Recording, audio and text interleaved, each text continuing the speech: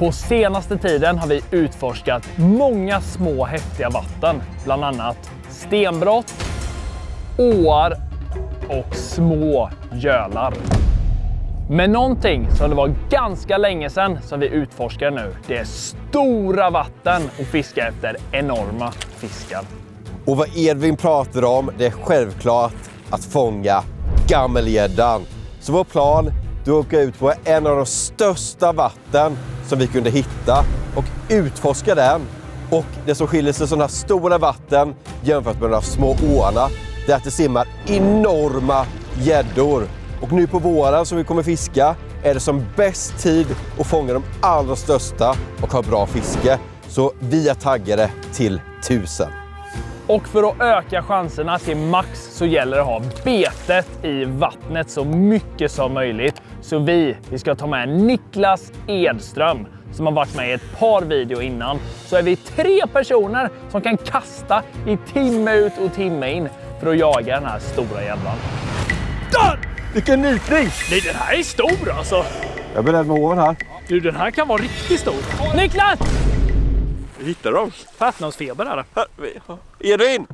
Edvin! Oj, fan, live-hanging. Förlåt. Vi kommer gå igenom tekniker, utrustning och vad vi äter för någonting när vi fiskar sån här satsning. Men innan vi gör det ska vi läsa era kommentarer. Första kommentaren den är från Abbe som skrev att han börjar tappa motivationen för fiske nu för han fångar ingenting. Och Abbe, jag har ett bra tips till dig.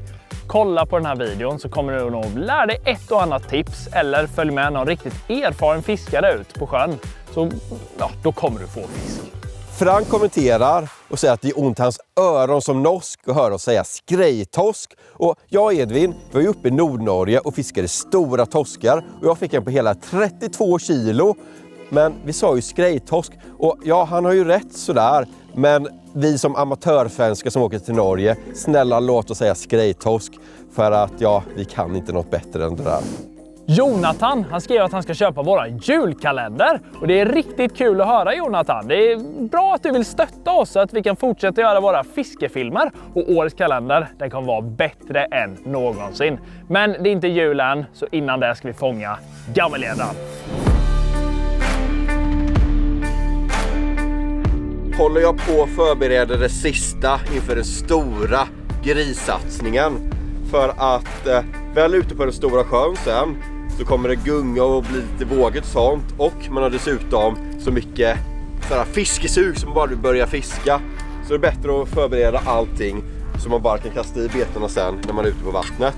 Och vädret idag ser faktiskt riktigt bra ut för storgäddfiske. Det är en stor sjö. Så det får inte blåsa för mycket för det går inte att fiska på alla ställen. Men det får inte heller vara vindstilla för då är gäddorna ganska skygga. Men idag ser det ut som det är perfekt vindhastighet och det ser också ut som det är perfekt väder. För nu på våren så är det oftast bra gäddfiske lite varmare ute för då så triggas gäddorna igång lite mer att hugga. Så det här tror jag verkligen på. Jag håller på att titta lite grann på vad jag ska ha för bete och jag tror nog att jag ska ha den här att börja med. En egendesignad flatnose i färgen guldgossen. Har haft cirka 20 gäddor och typ 15 gösa på den. Så den har gjort sin beskärda del men den still going strong. Så den här börjar jag med. Titta vad uppköttad den är. Överallt. Den håller riktigt bra bete. Vi kommer ju köra så kallat grynnfiske är planen. Och vi har inte varit här nu på ganska länge och fiskat, men ett riktigt säkert kort, det är ju gummibeten. Så att jag tror att alla vi 3, vi kommer börja med gummibeten och ja, fiska och se vad som händer, för det är det som det brukar funka. Allting är riggat och klart så att nu står gäddorna i vattnet där någonstans och väntar på oss. Så nu drar vi.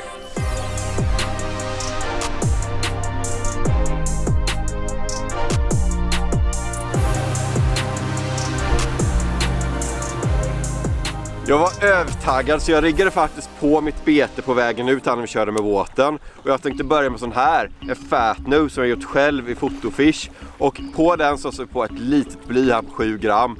Ska vi se om det kan leverera. Men vi får som sagt testa oss fram lite vad som kommer funka. För det var länge sedan vi fiskade här. Så det gäller att lägga pussel. Verkar bli Team Fatnose för mig och Tobbe här i början. Det måste ju vara en anledning till det. Det är för att vi har fått väldigt mycket stora fiskar på den här. Och vi vet att den funkar. Och jag börjar med Courageous, alltså lilla siken. Min favoritfärg. Man måste ha förtroendet för betet, det är det viktigaste när man fiskar nöt efter stor fisk. Och på den här stora sjön så kan ju gäddorna vara lite vad som, man vet inte för tillfället. Men vi kommer i alla fall börja och fiska på ett grund här, eller ett grundfrak som har mycket struktur. Det är ganska djupt utanför men som går upp till så här 5 meter. Och stenar på botten och det är liksom upp och ner så här, och där tycker gäddorna om att stå. Så ska bara drifta av den och se om vi får någonting hugg. Får vi ingenting, då är det bara att hitta något annat ställe, men det är en start. Jag har bromsen i botten, betet är redo. Nu killar, tar vi första kastet och börjar nita gris. Kör vi. First cast! Ja, det är det viktigaste. Nita slibromsen bara, för det ska bara nitas i botten. Jag tror vi kommer blanka. Har man inte fått något efter 5 vevtag på den här sjön, då är det ingen fisk här. Jag fick en på 12,7 men jag släppte i den precis. Mitt första kast var jättebra. Betet på ett hakade sig. Det är därför jag inte fick någonting. Då är det lugnt att göra den på hugget då. Du är för taggad Tobbe, så du tog i lite extra så betet bara... Bästa när man står där ute och fiskar, alltså det är ju att man vet att man kommer inte få så himla mycket. Alltså det smäller ju inte varje kast. Men det är sjukt bra snitt på fisken. Alltså det är stora gäddor och stenhårda hugg framförallt. Spänningen ligger i halsen.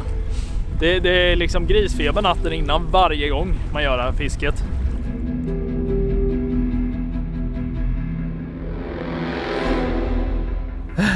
Tänk om det bara boom alltså. Alltså den där känslan. Oh! Nej, det var botten! Nej, jag vet. Ohälsosam hjärtrytm. Nej, det var typ ett hugg efter nu. Alltså jag hade något efter jag gick i botten och sen bara dum så slog det till. Det var en helt ny jigg. Nej, det var!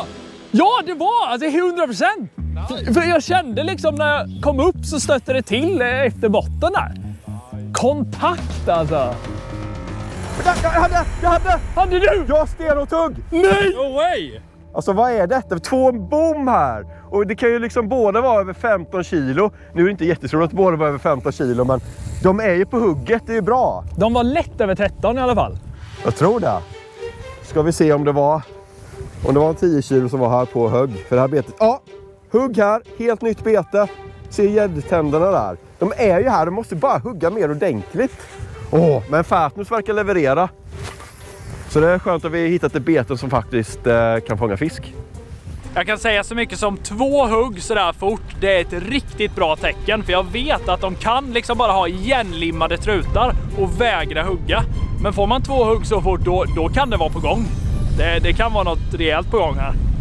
Vi nöter hela dagen, inga gäddor jag får. Vatten i vårt hem, men fiskarna säger så. Ni tror ni har oss, men vi har en plan. Tingalant i ekot, men fisken är kvar i damm. Gäddorna bara lurar oss innan. Trodde det skulle bli en bra dag, men det har varit segt nu. Vi har fiskat i 2 timmar och inte ett till hugg efter de där 2 snabba som var i kontakt med vårt bete. Så nu har vi bytt ställe igen och ska testa utanför en liten ö här, eller en bergsö kan man säga. Och sen så är det en bra drop-off precis utanför här. Och sen så vi bara testa och se om de står på den där kanten. Både Tobias och Edvin har fått varsitt hugg nu och jag har ingenting. Och nu är vi på en ny plats som Tobbe sa precis. Och jag tänkte då att jag byter till en Hooligan Roach istället. Lite större profil än Flatnosen och lite mer braxigare. Ja, då får vi se om jag levererar då. Då kör vi!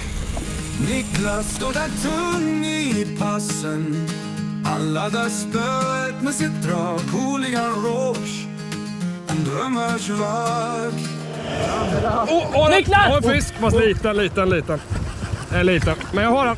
Nyfiken dra på Han kom och napp alltså, Hooligan Roach. Men det ser ganska Ja, men det var inte så. 90. Oj, det var ju fin! Ja, men den kändes inte så stor. Jiggen är long gone! Jag tar spöet. Alltså, det är ju stor huvud. Det är huvudsaken i alla fall. Det är huvudsaken, kolla. Jag kan hela. Jag behöver hjälp med att ta bort det här. Ja, jag kan hjälpa det här. Kolla, första fisken och det är iglar överallt. Men kolla på den. Vad huvudet här. Den måste ha stått och tryckt ju. Ja, men bra hugg. Jag kan hjälpa dig att kroka av den här, Niklas. Ja, det behövs verkligen. Det var lite kämpigt att kroka loss det, men din Hooligan Roach, den levererar ju bra. Egendesignad, fotofishad också. Riktigt fin. Jag släpper tillbaka den här nu så tar vi en ännu större. Oj! Nej då, den var pigg. Första fisken, en fin 90 plus gädda. Det är inte fy skam alltså. Det är, ja, alltså det är kul fiske där. Jag tror att nästa, det kan vara vad som helst. Det kan vara en ännu större. Ännu större eller ännu mindre.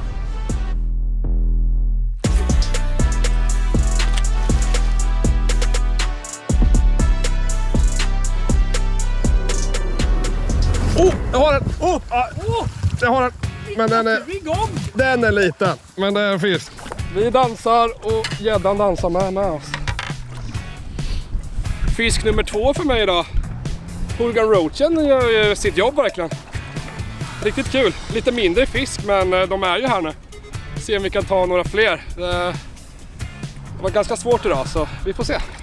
Du nitar dem, Niklas, och det hjälper oss att lägga pussel. Ja, nu är nummer 2 i alla fall. Det är härligt. Se om du når ner till den där. Där har vi den. Ja, Tobbe, tack. Nej, men det var det hårtugg eller? Bra hugg, rejält hugg. Det är roligt. Vi slänger in den bara lite snabbt där. Så vi gör sådär, tjofsar i den och så fortsätter vi nu så kanske vi kan ta en riktigt stor snart. Team Galant från framtiden här för att berätta om en riktigt rolig nyhet för er som bara älskar att meta och är mellan 7 och 12 år. Nu kan du ansöka till Team Galant Multimeter Cup. Det är en ny, spännande och rolig metertävling för barn som blir en del av vår nya programserie på Kanal Gratis YouTube-kanal under 2026. Om du blir uttagen får du tävla mot andra barn i din egna ålder framför kamerorna. Det enda du behöver göra är att meta en massa under sommaren, träna och ha kul. Det här är bara en positiv, glädjefylld och rolig tävling där barnen får komma ut och lära sig om naturen och samarbete. Så vi två hoppas att ni redan nu ansöker på kanalgratis.se/mmcup. Hoppas att vi ses på Sportfiskemässan 2026 för det är där första uttagningstävlingen kommer att vara.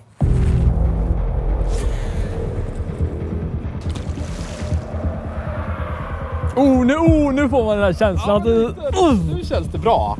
Nu känns det riktigt bra igen. Känns faktiskt bättre. Jag vred till höften alltså. Det känns bättre. Där kommer något i ytan. Det kommer ytan. Det är aldrig bra tecken. Jo, det är bra när den är större. Va? Det är ju mindre om du går upp i ytan. Nej, det kan vara stor och gå upp i. Nej, den här är stor alltså. Jag är beredd med hoven här. Du, den här kan vara riktigt stor. Va? Ja, jag ser ju inte. Den går ju som en båt. Där är den! Det är en metergris! Alltså du, den här, den har rygg. Den har bra rygg också. Snabb! Ja! Yes! Vad härligt. Den är stor fisk alltså. Var det inte bra hovat också? Bra hovat. Ja, ganska bra hovat. Jag är väl nästan till 100% säker på att det där är metergädda. Men man vill också veta exakt hur lång den här metergäddan är. Så jag tar fram en sånt här mått- och avkrokningsmatta och blöter den. Och sen så ska vi se hur lång den faktiskt är.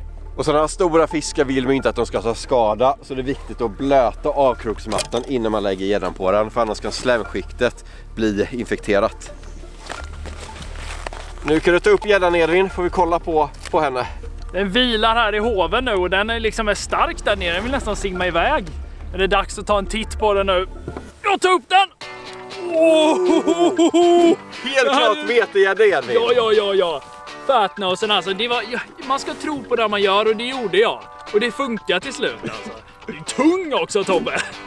Kroka loss den här rackaren då. Den har ju tagit bra alltså. Jag tror det är huvudkroken som sitter här. Rejält ändå krokad. Det är ju så man vill att den ska tas för det är som lättast att kroka av dem. Ja, exakt. Men du är för svag för att kroka av den. Nej du, kolla här. Så, nästan borta. Där, Courageous. Alltså han trodde det var en liten sik som gick där på grinnan. Lätt att han trodde. Nu mäter vi. Här kommer han, Tobbe. Köp en längre sån här nästa gång. Oj, den var inte utvecklad. Den var Okej, den är 130 så jag tror det är lugnt. Ja, okej. Det är nog ganska lugnt. Håller du Jag den? skulle säga att han är där, ja. Den är så mycket som 106 cm, Edvin. Det är ingen dålig gädda. 106 centimeter, alltså min första gädda idag. Jag är superglad alltså. Det är det här vi kommer hit för. Och nu ska den här få gå tillbaka.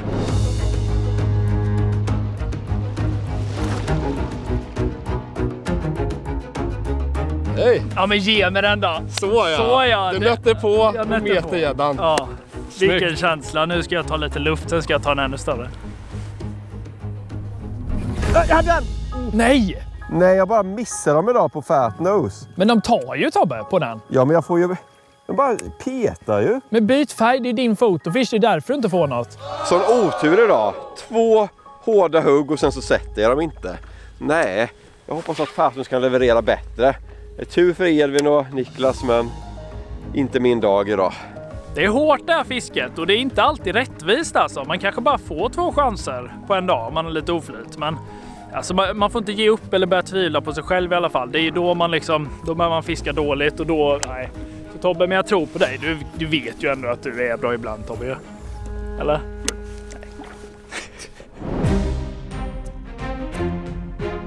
Någonting som är viktigt när man är ute och fiskar på så här stor sjö och försöker nöta efter en stor gädda hela dagen, det är att äta bra. Så faktiskt, när jag och Edvin körde hit så såg det ut så här.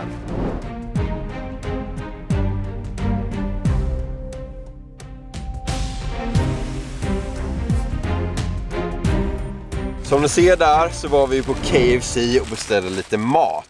Och på senaste tiden så har vi upptäckt att det är ett väldigt bra lifehack att beställa en sån här wrap från KFC. Vi har även beställt lite sån här friterad kyckling också som snacks. Men det är ju lagom måltid att äta så här ute på sjön. Och smakar också supergott. Och du var ju inte med och käkade, eller du har inte käkat på KFC innan, så du kan ju få en av mig som vi faktiskt köpte till dig. Ja, men tack snälla. Det här ser trevligt ut. Det är bra att ta lite energi nu mellan alla gäddor. Ska vi se då vad det smakar här. Trevligt. Det var gott ju. Åh! Behövs återladdning efter meterfiskarna alltså. Den här wrappen, det är min favoritsak att äta från KFC när man är ute och fiskar så här, eftersom det går att äta kall. Nu mår man alltså. Jag kände att det dippar där ett tag alltså. Men det är gott alltså.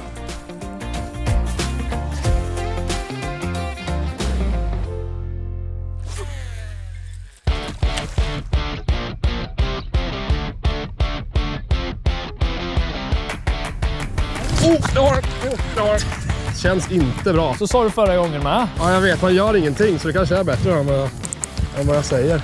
Ja, men ganska fin är den i alla fall. Det är nog 90 plus eller? Den är ju fin, Niklas. Ja, det är fin. Varför säger du att den är liten? Ja, men den gör Nej, det är stor! Men vänta! Den har slukat. Ja! Kom hit, spö. Så, nu. Där kom nummer 3 för mig då. 4 totalt. Kolla teckningen. Den här var fin. Jättefin teckning på den. Och jag gjorde faktiskt så att Edvin fick ju sin på sin Fat Nose. Så jag bytte med till den. Den Tog ett par kast och den har verkligen slukat den med. Kolla! Så nu var det... Smack Kolla. sa det alltså. De är hungriga idag. Det är bra takes. Vi krokar av den här. Ja, som jag sa innan då så fick ju Edvin sin metergädda på en Fat Nose. Så jag tänkte att jag kör den också. Och den här har jag gjort själv också i Photofish. Så här transparent bas med lite orange och blå rygg. Jag tyckte den var jättenice faktiskt. Och den gav utdelning. Det är ju riktigt bra snitt på alla fiskar som vi har tagit idag. Och förresten, vi som menar Edvin och Niklas, för mina hugg som jag fått, det är typ bara varit Peter slår till dem. Men Edvin och Niklas fiskar, de har ju verkligen inhalerat betet. Så det finns inte en chans att de skulle släppa. Så nej, men jag har fortsatt nöta på. Det finns en chans att fånga en stor, så gäller bara betet i vattnet.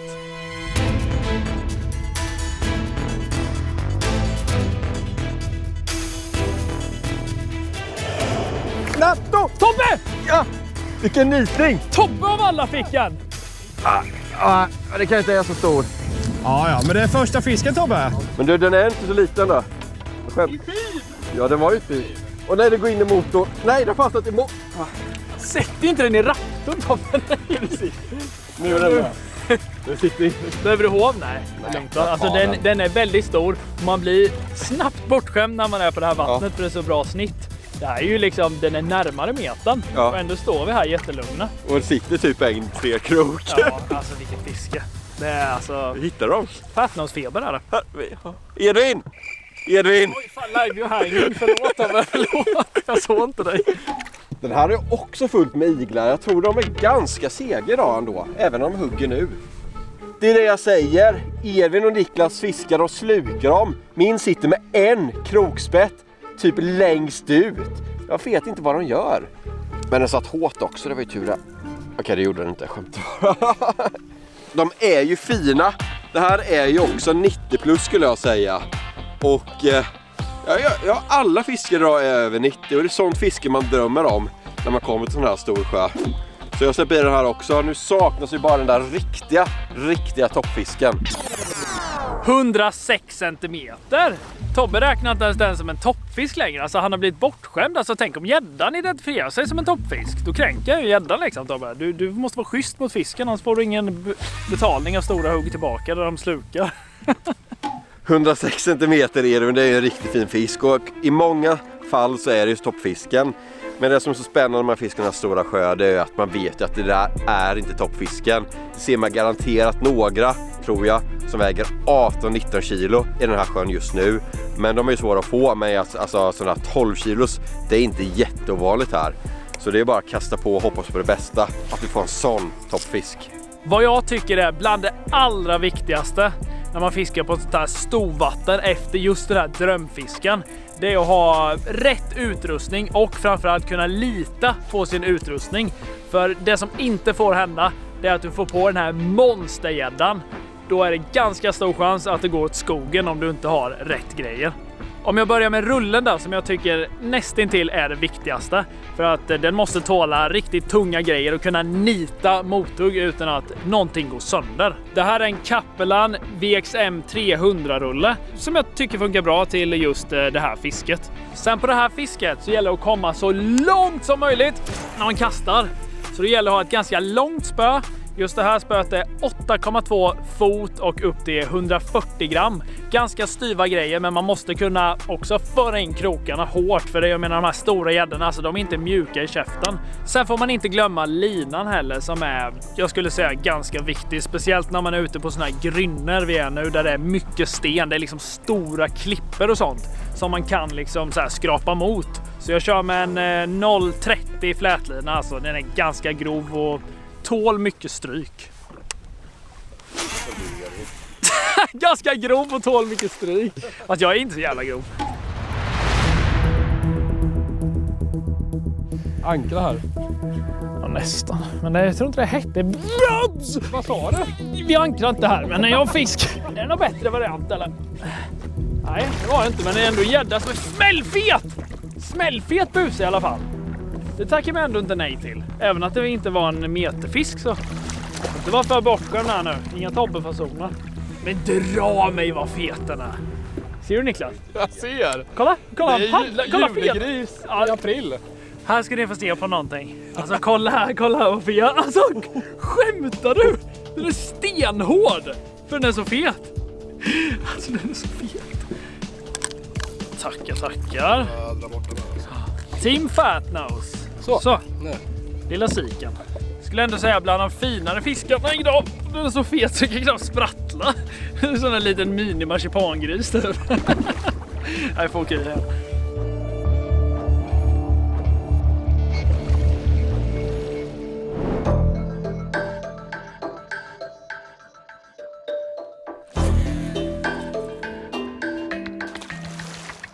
Total bleke och sol, det är döden när man ska fiska vårgädda så här.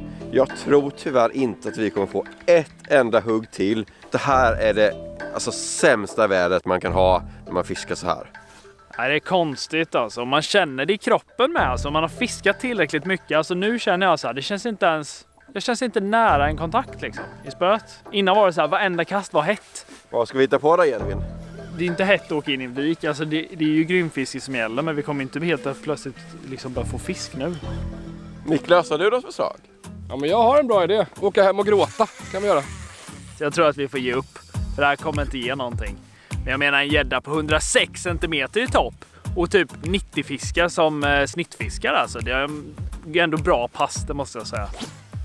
Ja, Team Fatnose checkar ut för dagen. Bra jobbat gubbar. Och sen vill jag tacka KFC för att de sponsrar oss och hjälper oss att bli mätta här ute. när vi nöter efter stora gäddor.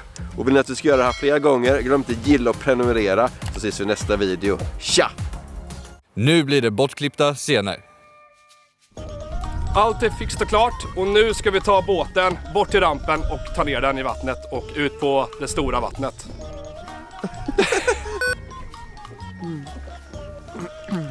Vackert väder, man. Bra sällskap förutom Niklas. Och ja, allting. Ska jag klicka dig eller? Om vi börjar med rullen då, som är det nästan viktigaste bakom spöet.